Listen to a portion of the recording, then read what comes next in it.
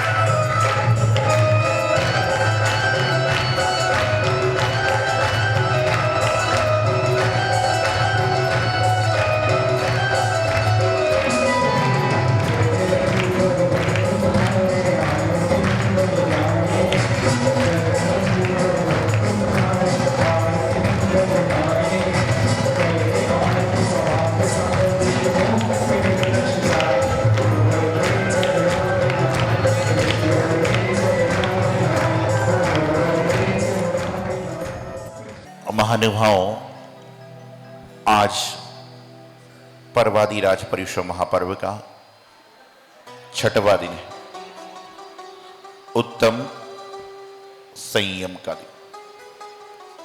हमारे आचार्यों ने जैनागम जो बनाया ना, वो बड़ा विस्तृत सोच समझकर व्यापक दृष्टि से बनाया। हर चीज का एक एक मतलब बताया, हर चीज की एक एक व्यवस्था बतलाई, हर चीज को सलीके से रखा है। कोई भी चीज यहां पर अव्यवस्थित नहीं है, हर चीज पूर्ण रूप से व्यवस्थित है, हर चीज अच्छी तरह से समझा के बता के क्रिया करके यहां पर उन्होंने बताई है। वैसे तो जैन धर्म में जब मुनि महाराज की आवश्यक क्रिया की बात आती है तो 6 आवश्यक क्रिया होती है। और जब श्रावक के आवश्यक की बात आती है तो भी 6 आवश्यक होते हैं कि 6 आवश्यक कर्तव्य मुनियों के भी होते हैं और 6 आवश्यक कर्तव्य गृहस्थों के भी होते हैं। इसी को ध्यान में रखते हुए उन्होंने 6वें नंबर पर उत्तम संयम को रखा कि संयम है तो जीवन है, संयम नहीं है तो जीवन नहीं है।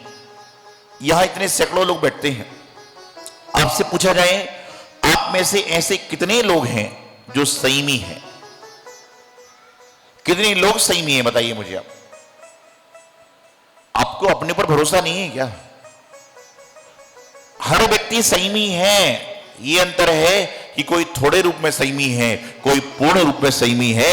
आप मंदिर के अंदर आ रहे हो तब तक कुछ खा पी नहीं रहे हो, ये भी तो कहीं ना कहीं छोटा सा आपके जीवन का संयम है। संयम से तात्पर्य ये नहीं कि तुम मुनि बन जाओ, संयम से तात्पर्य ये है कि आपके अंदर कुछ ना कुछ त्याग के, कुछ ना कुछ आपके अंदर जीवन में कुछ ना कुछ नियम के भाव हो। वैसे तो संयम कई तरह से पाला जाता है, लेकिन एक प्राणी संयम और एक इंद्रिय संयम, इनकी अपेक्षा से संयम 2 तरह से विशेष रूप से हम पाल सकते हैं। इंद्रिय संयम सबसे ज्यादा महत्वपूर्ण है। इंद्रिय कितनी है? कितनी है? स्पर्शन, रसना, घ्राण, चक्षु और कर्ण। लेकिन इन 5 इंद्रियों में सबसे ज्यादा खतरनाक इंद्रिय कौन सी है? स्पर्शन, वो बोल रहे कर्ण, वो बोले नेत्र, सब लोग मिलके बोल रहे रसना, तो सब लोग जो बोल रहे वो सही मानते, बहुमत का जमाना है। क्या है कि रसना इंद्रिय सबसे ज्यादा खतरनाक है। क्यों है? बाकी सारी इंद्रिय एक एक काम करती है, बाकी सारी इंद्रिय जो है वह एक एक काम करती है, लेकिन रसना इंद्रिय 2 काम करती है। ये चखती भी है और बकती भी है, ये खाती भी है और बोलती भी है। इसलिए सबसे ज्यादा खतरनाक कोई इंद्रिय है तो रसना इंद्रिय। रसना इंद्रिय ऐसी इंद्रिय है कि इसके वशीभूत होकर इंसान एक तो बोले बिना रहता नहीं और खाए बिना, रात को खा नहीं सकता, लेकिन खाते हुए को देखकर यह सोचता है कि कल मुझे खाने को मिल जाए तो मजा आ जाए। ध्यान रखिए, व्यर्थ में बोलने वाला मूर्ख कहलाता है। आपको इस बात की जानकारी होना आवश्यक है, हमें कहां बोलना कहां नहीं बोलना। अरे भाई, आप अपनी सलाह, एडवाइस क्यों फ्री में लोगों को देते हो? आज के समय में लोग फ्री में पानी भी नहीं देते, तो तुम अपनी एडवाइस क्यों लोगों को फ्री में दे रहे हो? आपको एडवाइजर थोड़ी ना बनाया है। मैंने एक दिन प्रवचन में कहा भी था कि जब संतों के पास जाएं तो संतों के पास 4 लोग कभी ना जाएं। क्या?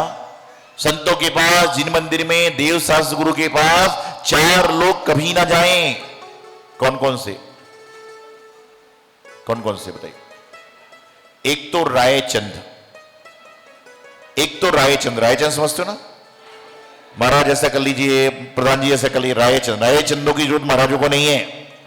दूसरा ज्ञानचंद। क्या? ज्ञानचंद कि ज्ञानचंद आके भाई ये ज्ञान लो, ये क्या ज्ञान की बहुत ज्ञान दे रहे हैं महाराज। पहला रायचंद, दूसरा ज्ञानचंद और तीसरा हकीमचंद। हकीम समझते हो? हकीमचंद कि भाई ना तो रायचंद आए, ना ज्ञानचंद आए, ना हकीमचंद आए। इस संग में कोई बीमार हो गया, महाराज ये खिलाओ पेट दर्द सही हो जाएगा, ये खिलाओ सिर दर्द सही हो जाएगा। तो उस व्यक्ति से मैं पूछता हूं कि तेरे घर में बीमारी होती तो तू क्या खिलाता है? बोले मैं तो कैलाश अस्पताल ले जाता हूं। जब तुम कैलाश अस्पताल लेकर जाते हो तो महाराज को सलाह देने क्यों आ रहे हो तुम? तो क्या हो गया? रायचंद, ज्ञानचंद, हकीमचंद और हुकुमचंद। हुकुमचंद नाम वाला आदमी नहीं, हुकुमचंद मतलब क्या? ये हुकुमचंद नाम पहुंचे क्या कि भाई ऐसा कर लीजिए, ऐसा कर, नहीं। आपको तो यहां पर हुक्म लेने आना है, ज्ञान लेने आया है, राय लेने आए हैं। आपको यहां पर देने नहीं आना है। यहां देना है तो द्रव्य का दान दो, देना है तो करुणा का दान दो, देना है तो अपनी बुराइयों को छोड़कर जाओ। ये आपको देना चाहिए तो आपका कल्याण हो जाएगा। रसना इंद्रिय। एक बार बीच सड़क पर दो लोगों में झगड़ा हो गया। झगड़ा समझते हो आप लोग? दो लोगों का झगड़ा हो गया तो आज वर्तमान का आदमी क्या करेगा? झगड़ा होते देखो फोटो उतारता है, वीडियो बनाता है, व्हाट्सएप फेसबुक लगाता है कि झगड़ा हो गया। तो दो लोगों में झगड़ा हो गया, भीड़ जमा हो गई। पहला बोलता है तू चुप हो जा, बिल्कुल शांत हो जा, नहीं तो मैं तुझे ऐसी मार मारूंगा, ऐसी मार मारूंगा कि तेरे 32 के 32 बाहर निकल जाएंगे। ये तो कॉमन डायलॉग है, चाहे उसके दांत 20 हो तो भी बोला गया जाता है कि 32 के 32 बाहर निकल जाएंगे। इतने में दूसरा बोलता है तू चुप हो जा, बिल्कुल चुप, बिल्कुल चुप हो जा, नहीं तो मैं ऐसी मार मारूंगा कि 64 के 64 बाहर आ जाएंगे। क्या कहा? 64 के 64 बाहर आ जाएंगे। तो इतने में जो एक आदमी वहां खड़ा था उससे रहा नहीं गया, बिल्कुल भी रहा नहीं गया। उसने बोल दिया भाई साहब excuse me, please 1 minute wait. बोले क्या हुआ? बोले भाई साहब एक चीज जानना है। बोले बोलिए। बोले ये बात मुझे समझ में नहीं आई कि यदि आपको मारेगा तो आपके 32 दांत बाहर हो जाएंगे, लेकिन आप इसको मारोगे तो 64 दांत बाहर हो जाएंगे, पहले मुझे इसके बारे में समझा दो। तो दूसरे ने बोला कि मुझे मालूम था कि तू बोले बिना रहेगा नहीं, इसलिए 32 तेरे और 32 इसके, तो दोनों मिला के 64 के 64 बाहर हो रहे हैं, इसलिए बीच में बोलोगे तो पिट जाओगे। बीच में बोलने वाला पिट जाया करता है, इसलिए चुपचाप सुनो, और सुन नहीं सकते तो डमो लो, ये सब सावडम हो, चल पड़ो, बीच में मत बोलिए। रसना इंद्री के वशीभूत होकर आदमी संयम को खो देता है। अंधों के अंधे ही होते हैं। क्या कर दिया इसने? अंधों के अंधे ही होते हैं ने महाभारत कर दी। कहते हैं कि घाव भर सकता है लेकिन बचनों का घाव मुश्किल से भरता है, इसलिए अपने आप जीवन में घाव को दोगे चल जाएगा, लेकिन बचनों रूपी घाव को मत दीजिए। स्पर्श इंद्रिय, रसना इंद्रिय, घ्राण इंद्रिय, चक्षु इंद्रिय और कर्ण इंद्रिय। भौरा फंस जाता है सुगंध के चक्कर में, सांप फंस जाता है बीन की आवाज के चक्कर में। तरह तरह से लोग जब इंद्रियों के वशीभूत होते हैं तो फंस जाया करते हैं। आज रसना इंद्रिय इतनी आदमी की खतरनाक होती जा रही है, खतरनाक होती जा रही है कि उसको यही पता नहीं है कि मुझे क्या करना है और क्या नहीं करना है, क्या करने योग्य है, क्या करने योग्य नहीं है। आप में से बहुत सारे ऐसे लोग होंगे जिन्होंने कई तरह की मिठाइयां खाई होंगी, कई तरह की सब्जियां फल फूल खाए होंगे, कई तरह की आपने वस्तुओं को लिया होगा, लेकिन आपको आज तक ये समझ में नहीं आया कि हम लोग रसना इंद्रिय के अभिभूत होकर सारा का सारा काम करते जा रहे हैं, और रसना इंद्रिय के वशीभूत होकर बड़ी बड़ी समस्याएं जीवन में आ जाया करती हैं। इंद्रिय संयम, प्राणी संयम, छोटी सी जीव चींटी को भी आप बचाने का प्रयास करते हो। आप रास्ते में चल रहे हो तो छोटी मोटी चींटी मकोड़े आए तो आप क्या करते हो? पैर रखते हो क्या? नहीं रखते हो। पैर रखा जा रहा है तो आप बचा लेते हो। जब आप छोटी सी जीव को बचा लेते हो, छोटी सी चींटी को बचा लेते हो, तो साक्षात जो पंचेंद्रीय प्राणी हैं आप उनको बचाने का प्रयास क्यों नहीं करते? अर्थात उनको मारते नहीं हो लेकिन बचनों से मार देते। ध्यान रखना, कहते ना कि जो बहुत बोलता है उसको बाचाल कहते हैं। कम से कम आपने गधे को देखा? गधे को, गधा कैसे आवाज निकालता है? गधा कैसे, बताओ ना, आवाज कैसे निकालता है? डेचू डेचू करता है? क्या करता है? सारा करता है ना गधा।